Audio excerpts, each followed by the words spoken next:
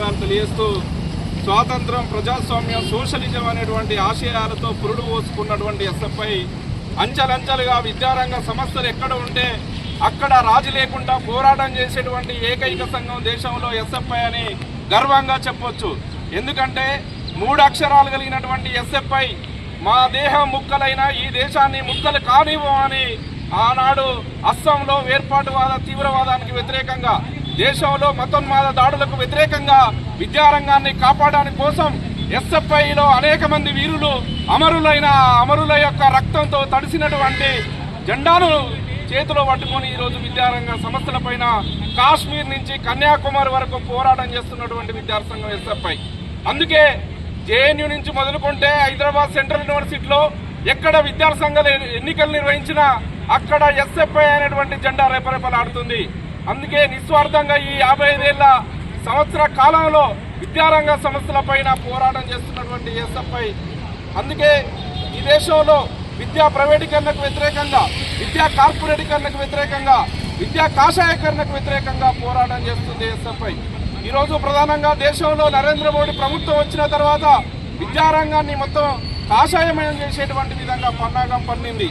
దానిలో భాగంగానే నూతన జాతీయ విద్యా విధానాన్ని అమలు చేసి ఈ దేశంలో పేద వర్గాలకు విద్యను దూరం చేసేలాగా, విద్యలో అశాస్త్రీయమైనటువంటి భావాజాలాన్ని చొప్పించి ఆనాడు స్వాతంత్రోద్యమంలో కానీ ఈ దేశం కోసం త్యాగం చేసినటువంటి అమరవీరుల యొక్క చరిత్రను వక్రీకరించి ఆనాడు చరిత్రలో లేనటువంటి దేశద్రోహులను, ఈ దేశానికి వ్యతిరేకంగా పనిచేసినటువంటి వాళ్ళను అసలైనటువంటి హీరోలుగా చిత్రీకరించేటువంటి పరిస్థితి ఈరోజు దేశంలో కనబడుతుంది. దీనికి వ్యతిరేకంగా విద్యార్థులు ఉద్యమించాల్సినటువంటి సందర్భం ఆసన్నమైందని కూడా ఈ సందర్భంగా మీ అందరికీ కూడా తెలియజేస్తున్నాను. ప్రధానంగా ఈరోజు దేశంలో ప్రజాస్వామ్య హక్కులు హరించబడ్డాయి.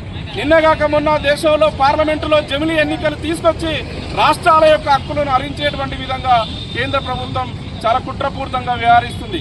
భారత రాజ్యాంగంలో ఉన్నటువంటి ప్రాథమిక హక్కులను హరించేటువంటి విధంగా రాజ్యాంగాన్ని ఆ రోజు అంబేద్కర్ కష్టపడి ఈ దేశంలో అట్టడుగు వర్గాలు, సంపన్న వర్గాలందరికీ రిజర్వేషన్ల ఫలాలు ఇచ్చి ఈ దేశంలో అందరికీ ఈక్వాలిటీ ఉండాలి. ఈ దేశం అంటే కేవలం అంబానీ ఆదానే కాదు, ఈ దేశంలో 140 కోట్ల మందికి అందరికీ ఈ దేశంలో ఉన్నటువంటి వనరులపైన అందరికీ ఈక్వాలిటీ హక్కులు ఉన్నాయన్నటువంటి విధంగా ఆ రోజు రాజ్యాంగాన్ని అందిస్తే ఈ రాజ్యాంగాన్ని మొత్తం తూటుపరిచేటువంటి విధంగా నరేంద్ర మోడీ, అమిత్ షా ఈరోజు కుట్రపూరితంగా వ్యవహరిస్తున్నాడు. డైరెక్ట్ పార్లమెంటునే అమిత్ షా ఏమని మాట్లాడుతున్నాడు? అంబేద్కర్ అంబేద్కర్ అంబేద్కర్ అనే కంటే భగవంతుని స్మరించండి, మీకు స్వర్గం పోతుందని చెప్తున్నాడు. కేంద్ర హోంశాఖ మంత్రిగా ఉండి ఈరోజు పార్లమెంటులో ఇంత సిగ్గు లేకుండా భారత రాజ్యాంగ నిర్మాత మీద ఇలాంటి అసభ్యకరంగా, అనాలోచితంగా మాట్లాడినటువంటి కేంద్ర హోంశాఖ మంత్రి ఇంకా సిగ్గు లేకుండా ఈరోజు కేంద్ర హోంశాఖ మంత్రిగా కొనసాగుతుండు. నరేంద్ర మోడీ ఎందుకు ఇలాంటి మూర్ఖుని ఇంకా ఎందుకు బర్తరఫ్ చేయట్లేదని కూడా ఈ సందర్భంగా అడుగుతున్నాం. కాబట్టి మిత్రులారా, ఈరోజు దేశంలో చాలా పకడ్బందీగా ఈరోజు మోడీ ప్రభుత్వం ఈ దేశాన్ని మొత్తం తన గుప్పిట్లో పెట్టుకునేటువంటి విధంగా ప్రయత్నం చేస్తుంది. విద్యారంగాన్ని కూడా కాషాయమయం చేసి తన అధికారాన్ని సుస్థిరంగా ఉంచుకోవడానికి కోసం విద్యారంగాన్ని మొత్తం తన వశం చేసుకుంటుంది. అందులో భాగంగానే నూతన జాతీయ విద్యా విధానాన్ని తీసుకొచ్చింది. ఈరోజు విశ్వవిద్యాలయాల్లో విద్యార్థులకు ఫెలోషిప్ లేకుండా చేసిండు, యూజీసీని రద్దు చేశారు. ఈరోజు మాట్లాడేటువంటి వాళ్ళను, విద్యార్థులను దేశద్రోహులుగా చిత్రీకరిస్తున్నారు. ఈరోజు ఇక్కడే మనకు ఉన్నటువంటి బైరి నరేష్ అన్న ఈ దేశంలో, ఈ రాష్ట్రంలో మూఢనమ్మకాలకు వ్యతిరేకంగా మాట్లాడితే, శాస్త్రీయమైనటువంటి భావాజాలం కోసం మాట్లాడితే అన్న మీద భౌతికంగా దాడి చేసినటువంటి సంఘటనలు ఈరోజు కనబడుతున్నాయి.